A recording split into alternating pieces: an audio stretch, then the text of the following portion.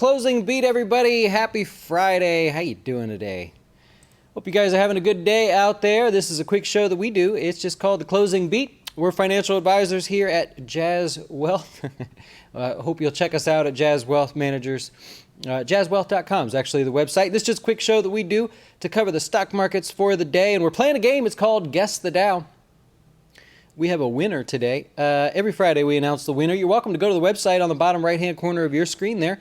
Take a guess. Tell me where you think the Dow is going to close next week if you're the closest without going over, like our winner today. I'll send you a $100 gift card, or if you're one of our customers, we'll credit your account $100 even if you've hit the max for your IRAs or respectable IRAs for the year. We can still credit your account $100. Our winner today is Daniel Brown. Daniel Brown guessed 28001.55. They were basically 3 points off. Well done, Daniel. Interestingly, there were only 7 guesses that were higher than Daniel's. So what does that tell you? 7 guesses that were higher out of 166 guesses. That's not a lot. It gives you a good shot there. If you want to take a guess, go ahead, go to that website, take your guess. There's no, there's no marketing or anything. It's just a fun game. If you want to play along, you're happy to do so. We will only email you, as we did Daniel, to let you know you won. Otherwise, you'll get nothing from us. We won't bug you. Promise there. We also did a class last night. We do it every Thursday for our customers. You may be able to tell from what you see behind you here that we're not the typical advisor that just says, let's get an office space with fancy chairs and stuff and really try to impress people. We built an office to teach. They always say best advisor, no matter whether it's financial or any otherwise, is a good person that teaches, right? Someone that wants to teach you how things work. So we have 3 sets currently built back there, working on another one where the goal is just to teach. We actually work in these sets here, and so the idea is that let's use them for multi-purpose, right? So we can teach customers, we can teach you guys, and so today is one of those days here with the Closing Beat. So thanks for checking us out at Jazz Wealth. Let's get started. The Dow, the S&P, the NASDAQ finished the week up at highs, record highs actually, 222 points on the Dow, S&P gained 23 and 61 on the old NASDAQ there. Larry Kudlow came out today and said phase 1 of the China deal is basically done. We're almost there. And that got everybody a little bit excited. We also had some retail sales come out today. We'll go over those in a second. And here's the performance of the market. The S&P is sitting at record highs here, breaking out of that range that we've talked about. And we still, even with today, have not seen a plus or minus 1% day in the last now 26 days. We've been sort of covering that with you.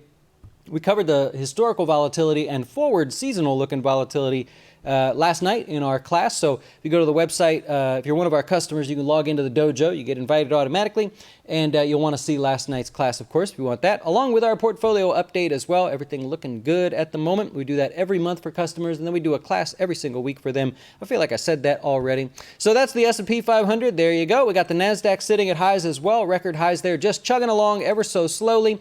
And the Dow, of course, very much similar to the S&P in performance terms. And so that's what you have. Retail sales came in a little bit mixed today, but basically everybody looked at that and said, well, I guess it's better than last month. Remember, last month retail sales had a little bit of a slowdown there. And so that's what you've got, basically good news to work on the day. If you dig into the retail sales numbers, some of the negative spots were clothing, down about 1%, furniture, down about 1%, sporting goods. This is now 6 consecutive reports in a row where sporting goods has been weak, down 0.8%. On the upside there, gas stations, 1.1%, online purchases, 1%, auto parts and dealers, 0.5%. So just breaking down some of the details for you if you happen to like to look at some of that good stuff in there. Also, bars and restaurants relative to groceries. We're so close. So the spending on bars and restaurants is going like this, right? And the spending on groceries is going like this, right? So as a whole, you've got these two sort of metrics converging there. The makeup of bars and restaurants came in at 12.41%, and grocery sales came in at 12.48%. So really, really close to officially being a country that spends more eating out than they do buying groceries. We sort of pulled away. That was a lot closer last report there. But man, that's kind of interesting there to think about that. The last time that the retail sales numbers got sort of a focus like that was online versus brick and mortar stores. Now, we more than certainly spend more online than we do in brick and mortar stores. But now the attention is turning towards people that eat out more than they do buying groceries there. So Pretty interesting. All right, looking forward here for the stock market. The S&P 500 we know is higher, sitting at record highs here. Interesting stat. We'll maybe try to bring this to you on Fridays. Going forward for the next week, if you take the last 10 years of data and you say, what does next week look like for the S&P 500? It averages a gain of 0.70% over the next week, so largely expected to be positive if you're going by historical standards there. One of the better performing stocks over the next week tends to be AutoZone. Over the last 10 years, it's been positive 90% of the time, so 9 out of the last 10 years. It only lost in the next week in the year 2011, lost 4.84%. Average gain is 1.93%. Median gain is 2.06%. That is the best performing stock over the next week. I'm not telling you what to do with it. I'm just saying that's kind of interesting because it's hinting at a little bit of a breakout there. So we'll see if next week it continues its odds of being one of the more positive stocks for the week there in terms of performance. 1.93% is the average gain there. We got a few other stats to share with you, but let's move on. We'll talk about oil today. Oil breaking above the 200-day. I've been pointing this out for days and days, how it just can't seem to close above. People won't take it seriously until it closes above. Well, today was your day. It finally closed above the 200-day moving average. Healthcare was in the news today. Trump was on TV basically wanted to make hospitals, insurance providers actually publish the costs. So you as a consumer can go shop around and determine what the best bet for you is. So healthcare stocks, they were already higher on the day. They got a little bit of a boost on that news. The sector finished up 2.13%. What do you think about that? Leave a comment. Let me know. You think it's a good thing that hospitals and now doctors will have to publish their actual costs for things so that you can shop around? That would be like the last industry to have that done, right? Everywhere else, you can shop around. You know ahead of time what something's going to cost you before you buy it. Had a rather heated discussion with the missus because she's in that industry today, and she's like, I don't know how that's going to work. That's a ridiculous thing. Just not going to work. I don't get it. So I sort of like poked the bear a little bit, and I said, all we need now is a website where we can rate our doctor's timeliness to their appointment, and those that are on time more, maybe they're worth paying a little bit more. She knows that's one of my things. I'm just frustrated. You go to the doctor and they're like an hour and a half late. Why don't you just book me for later? I get it. I totally know why. I'm with you. It's a joke. I think a lot of people would like more on-time appointments there. Anyways, I just probably asked for it there. Semiconductors up 1% on the day. That hits new highs as well. A lot of that's going to be because of AMAT. AMAT had earnings today. Great earnings. Applied Materials up 9% on the day. AMD also strong, up at highs again as well, up another 0.5%. Those two stocks make up 10% of the SMH. So if you're kind of wondering, wow, what helped kind of boost them to highs? Well, those two names had something to do with it. There you go. Retail also a little higher. We talked about this earlier in the week, how it was pulling back in the midst of an uptrend right to the 20-period moving average. That sort of pattern, that trade seemed to work out here in the short term. Retail earnings were part of the reason for that, as well as Nike. Nike had a good day, up 2% on the day. Remember, they announced 2 days ago they're no longer going to sell directly on Amazon. A lot of people like that. The stock happened to move higher. Communication Services officially breaks out there. So you got a breakout here, one of the latest sectors to break out. We've been pointing out each of them as they've done that. Communication Services being one of those that has now officially broke out. As far as sector-wise, the tech sector remains the most overvalued sector from a fundamental basis here in the short term. And we mentioned this yesterday. Financials happens to be the most undervalued. I wouldn't say it that way, would you? The least valuable sector. I don't know. It's Friday. So it would be the cheapest sector on a fundamental basis there. So that's financials. If you're looking forward here to the next week, solar, TAN is one way you can look at that, the solar ETF there. The solar subcategory happens to be the worst performing category over the last 10 years for next week. So if we're saying take next week and then look back 10 years and measure every single one of those weeks. Solar happens to be the worst, only positive 3 out of 10 years in the last 10 years. Average loss is minus 1.1%. So if you're wondering, what's the worst sector out of the next week? So just kind of experimenting with some new stats there based on our new data. What's the worst country? Oh boy, he's lost his mind, man. He's going through all this stuff. The worst country in terms of next week's performance happens to be Turkey. TUR is an ETF you can use to look at that. It's only been positive 2 of the last 10 years in next week there. Average loss 2.38%. that too much? Is that too geeky? Maybe a little bit too crazy there. NVIDIA, you may have noticed NVIDIA was down today. NVIDIA basically came out with earnings that beat expectations by 21 cents. Revenues came in better than expected. They lowered their guidance a little bit. They said the gaming chip business is to be impacted by seasonal weakness in their current quarter. So although earnings were basically good, they guided forward to say, expect a little weakness from us. Sorry, guys. Applied Materials, we mentioned that already, 9% higher. They beat on earnings by 4 cents. Stronger revenue, they raised guidance. They see stronger demand for their processor chips, goes against that. Also goes against what Cisco said the other day, that IT spending was, they were showing a decrease in IT spending. Granted, AMAT, Cisco, two different client bases there, so it's not a fair comparison. Just pointing out the things that I read here to show you there. Nike, we talked about that, not selling on Amazon anymore. They also raised their dividend, if you're interested. They raised it 11%, up to 24.5 cents a share. We happen to own that stock, so happy to see that all looking good. Speaking of Amazon, it moved a little bit lower today, down almost 1% on the day. They are protesting the what do they call it? It was a $10 billion contract. I forget the cool name that they had for it. They're protesting that, down 1% on the day. They said, you know what, this is political, because Trump's been bashing Jeff Bezos, he's been bashing Amazon and taxes and stuff, and so they kind of feel it's political. They're going to fight back on that one. We'll see what happens. JD.com reported earnings today, beat on earnings. Revenues came in better than expected. It started at highs, finished the day sort of flat. Revenue growth was the focus there. If you happen to look into JD.com, China's been slowing down. And so the warning there was, oh my God, some of these Chinese stocks, they're not going to do so well. It's an e-commerce site over there in China.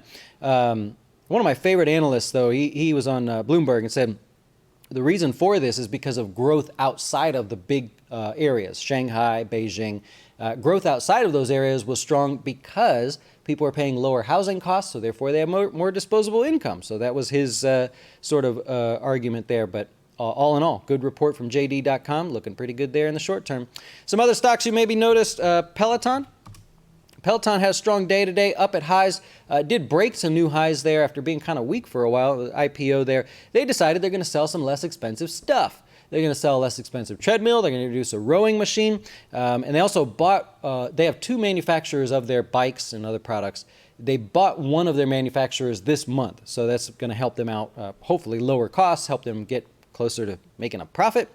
Nonetheless, people were excited about that today. It was up 5% on the day. What else do we have? JCPenney, by the way, the retailer that reported earnings, they were a little bit higher. It's kind of a penny stock at this point. Up 6% on the day. They reported a loss that was less than expected, so still a loss, but not as bad as everybody had thought. Volume was a little bit higher on the day, and they sort of confirmed their guidance going forward. So yeah, basically everything's in check. We're doing good. We're happy with that. And so that's what you have there. We'll cover some of the others in a second here. Let's go through the S&P 500. 69.9% of the S&P 500 is now above the 50-day moving average. That's the biggest jump that we've seen all week. We've been stuck right around 65.5 all week. If you're interested, financials and industrials have the most stocks above their 50-day moving average.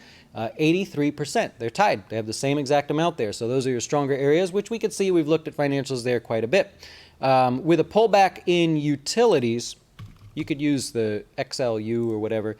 Even with this pullback here last week and the rally still over the last couple days, they are the sector that has the least amount of stocks over their 50-day moving average at 36%, which beats energy. Hey, wait, before you go. Energy was, can you see it there? No, you can see it now. Okay. Energy was the weakest at 39%, but now utilities have, since they've sold off, they've taken over that pace a little bit. 49 stocks made new 52-week highs today. That's the highest that we've seen all week. That's a record there. 16 of those 49 were tech stocks. You can imagine AMAT, of course, on the list there, looking good. That led the way in terms of percentage gain. That was your biggest percentage gainer on the new high list. You also have a lot of financials in there. Hartford Insurance up 0.6% on the day. T. Rowe Price up on the day. Ameriprise up on the day as well, hitting new 52-week highs. And Allstate doesn't get a lot of attention, but a popular insurer. They were up to new highs as well, added a quarter-point gain. You had Apple on the list again, hitting new highs, and Sherwin-Williams hitting new highs as well. There were only 3 new lows on the list for the day. It is same names. Delphi pushed to new lows, been just incredibly weak. Fossil, been incredibly weak. Expedia wasn't on the list again today, but, There we go. But CNP, Centerpoint, was lower on the day. Continues that sort of waterfall drop in the energy space. Not looking too good. You like Warren Buffett, do you? Do you like following what Warren Buffett does? Oh, Jesus. Just get this right, buddy. Okay. Warren Buffett, latest filing from Berkshire Hathaway. He cut back some of his Wells Fargo position. So Wells Fargo was a bigger position for them, cut back a little bit. The stock was still higher on the day. Now he owns 7% of Wells Fargo, 31.4 million shares. He cut back 7% or 31.4 million shares. Now he holds 378 million shares. Sizable difference there. Get your notes right there, Dustin. Also reduced his position there in Phillips 66. So taking a profit, it looks like, in Phillips 66. That stock was basically flat on the day. He did pare back on Apple a little bit. Sold off some shares, I imagine, to take a profit there. Sold 750,000 shares. This is still his largest position, by the way. He, by far, it's just the largest position they have, sitting at new highs there. So likely just taking a little bit of profit. But he added Restoration Hardware. I'm not sure I get this one here, but, hey, I'm not him. They added, the stock was up 7.5% today, and that's because of the news of Warren Buffett. They added 1.2 million shares of Restoration Hardware. And then Occidental Petroleum, which was on our week list there a couple times this week, they added 7.4 million shares of Occidental Petroleum, buying at a discount. So that stock higher by 3% on the day. That's the Buffett effect right there.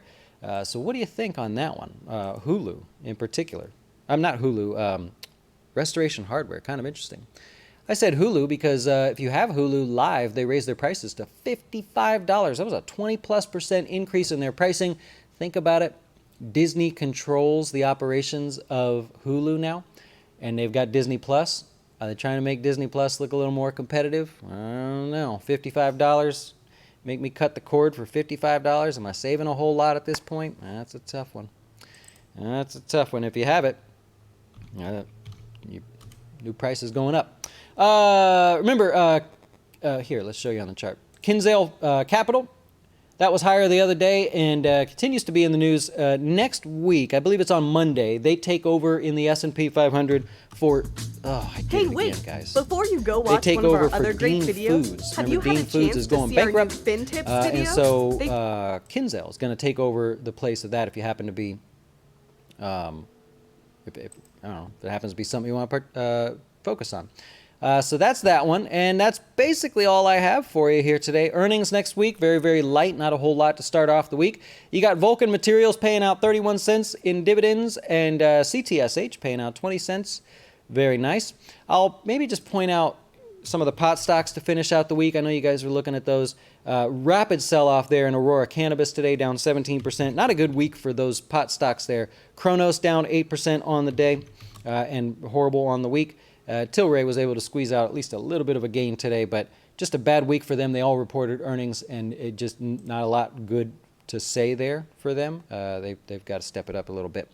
I'll take your questions if you happen to have any. If not, we'll let you get on to your weekend and enjoy yourself. Just happy you're watching. Hey, Under Armour, by the way, turns out they may have actually been messing around with their numbers, borrowing returns from the current quarter to show the previous quarter as a better sort of quarter than it really was. They are under investigation by the SEC. So that's crazy. That is crazy, man. Yeah, that could be a good game, Baker. How many times will I accidentally press the wrong button? I'm just trying to make it easier here. And, I'm a guy that does the same thing every day. You mess around with one thing, and I'm in big trouble, man. Which analysts have the best track record? It's not really fair to say generally like that because they don't all cover the same things. Analysts have their own particular specialties, much like a doctor. So a doctor specializes in maybe nephrology or whatever it may be. Analysts do the same thing. They may specialize in the retail sector, and they may even specialize in only online retail or bricks and mortar. They may only specialize in a couple different stocks. Same with tech analysts and things. So you'd actually want to ask the question of which is the best analyst in each little particular sector, which is all public record, by the way. They get tracked. Yeah. They do bad. They get in trouble. The reason for the Guess the Dow is so people can keep their interest in the market and stay informed. Nice try, but that's not it. I remember the bet that I made with you guys earlier in the week. Hulu Plus, ESPN, and Disney Plus is what they want to sell. It sure seems like they're headed towards that kind of package deal there with what they did today. Yep. Spending some time in the speakeasy. Oh, you got Aurora Cannabis. That's tough, man. Yeah. Yep. Where can you, like, what platform can you buy pot stocks? You should be able to buy them on any platform. I'm not sure that you want to buy them, but if you happen to think that they're a good value, then pretty much any platform. I don't see why there'd be a reason you couldn't. Yeah. Sorry if I missed any of your questions in there. What's your favorite source of financial information? I like the raw data. You know, there's a lot of opinions out there. I like to get right down to the data and just analyze each thing individually for me. We have our own sort of portal on the back end that we're working on and built out. So, you know, otherwise, you know, there's nothing wrong with CNBC or Bloomberg is great if you're really into it and you like to watch pretty much everything around the world. Maybe not the best answer for you, but there's a lot of great sites out there. You could go on like CNBC and see where that takes you. Reuters, maybe, their financial section. Did anyone ever correctly guess why you're playing? Nope, nobody ever correctly guessed. Your guess was that you wanted to collect the data. Nope. Nah, we don't keep the data. Once the week is done, it's trash. We have to save it for the regulators, of course, so we can prove that we didn't cherry pick the winner. But nope, we don't save any of the data on that. Retail stocks tend to go up during Christmas. They tend to, yep. And so far, so good, right? Yep. Your favorites in the financial sector, JP Morgan, Bank of America, Capital One. Oh, you're asking me? That's tough. Unless you're really interested in diving into those individual stocks, you might want to just consider an ETF that's broad-based in the bigger sort of money center type banks. XLF is one that focuses real heavily on those big names that you mentioned there. Maybe something there. Ray Dalio, that's a nice way of saying what he said, that the economy's hurting. Yeah, I believe he called investors crazy. Those are the words that he used there. You know, I don't think we're at any sort of irrational exuberance type point in the markets here, but from a valuation perspective, I mean, we're pretty much fairly valued, so I didn't catch the whole interview, but that's his deal. You also teach about real estate investing. You're in stocks the past 3 years thinking about getting into real estate. Not really. I do help customers with that, the transactions and everything along the way, if that's what they're doing. Actually helped a couple people today. But as far as like investing in real estate and stuff, not really. I'm more of a broad-based kind of guy. How does one investment affect everything you're trying to do? And if that real estate fits into your puzzle, we're going to work through it. I love it. Yeah. Thoughts on Netflix? What's the question there? So Netflix, it continues to bounce off lows there. It's fought through this whole Disney Plus excitement this week. I got to give it that. I mean, it basically recovered everything. Back to square one from before Disney Plus went out there. There's a rumor that somebody's trying to buy Netflix. That's gone around now for about a week. It just finally made headlines here today. I don't know for sure. I'm just saying there's a rumor about that. It certainly isn't priced into the stock at the moment, but we'll see. Yeah. Is Guess the Dow about people getting excited about Jazz Wealth? Nope. No. I mean, that may be a nice byproduct, but nope. That's not the reason to Guess the Dow. I love it. Using it to test an automatic filtering script? Nope, but you're maybe a little bit closer than the other guesses, yeah. Are money markets good for beginners? You mean money market funds or just money market accounts? You got to be careful there because remember, they don't pay a whole lot. So depends on your goal. If you're a beginner but you have a lot of money and you're about to retire, that might be a consideration for a piece of your portfolio. But to just dive in 100% to those, if you're a younger investor, I wouldn't. Much better opportunity out there. Any reason why Amazon's not participating with the market? It has been relatively weak in here. I will give you that. Over the past couple months, it has not participated with the markets. Nothing that I can speak of. I don't know of anything in particular. Just been a quiet stock. You know, areas of the market, sectors of the market, individual stocks tend to do that for a while. They run out of favor while everybody's focused elsewhere. It doesn't usually last very long, especially with a name like Amazon. Yep. What's the rationale behind the December 1st sell-off? Well, I'm not sure the question. We're not there. I would agree with the Ray Dalio comment being a bear. Yeah. Yeah, that's what I mean, Bob. Yeah, fairly valued from a historical perspective. You could make an argument being overpriced if you crunch the time period down. Depends on how long you want to look back, right? So there's a lot of variables in there, but yeah, that's what I was talking about. Yeah. Do stocks typically go up or down in value when they get bought out by another company? It depends on the deal. A lot of times right now what you see is people paying a premium to buy something rather than go build it themselves. Happening a lot in my industry, actually. And so from a particular stock perspective, we've seen it a lot this week where you rapid sort of shoot up in the price of stock. And it depends on the structure of the deal. If it's all cash, if it's all stock, if it's a leveraged buyout. So there's no one, you'd have to categorize each thing and then measure it that way if you were looking for a real particular sort of geeky stat there. All right, let's take a look here. What do you think of Pepsi? Sort of quiet. I mean, it's pulled back here in the short term. It's a slow and steady stock, so you got slow and steady performance there after earnings. You know, a little bit of sell-off, but not too bad. Saying like, what are your thoughts on an individual stock? I can only reference the technicals there. If you happen to say like, I have this stock, I'm holding it, I'm thinking about taking a profit, then I can maybe help a little bit better than just a general answer. Holy cow, the thing just took off. All the questions might go, okay. Cool. All right. Well, I guess I basically got it there. I love it. Well, I hope you guys have a great weekend. I appreciate you dealing with me here. Is the Guess the Dow about the sociological phenomenon, wisdom, the crowd, collective opinion of the group? Nope, nothing to do with that. Interesting guesses, though. You're making me think like, wow, maybe we should be doing this other stuff. Nope, definitely not.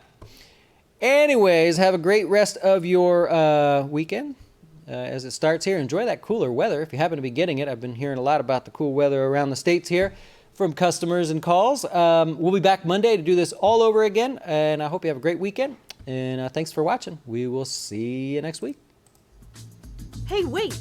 Before you go watch one of our other great videos, have you had a chance to see our new FinTips videos? They focus on one topic at a time, covering investing, personal finance, and anything that can quickly help you with your dough. Best of all, we'll keep it real short, because we know time is money.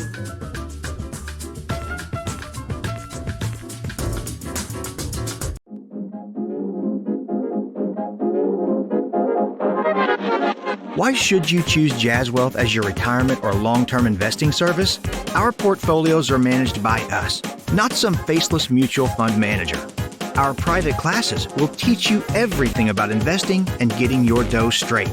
Best of all, our fiduciary standard means your best interest comes before ours.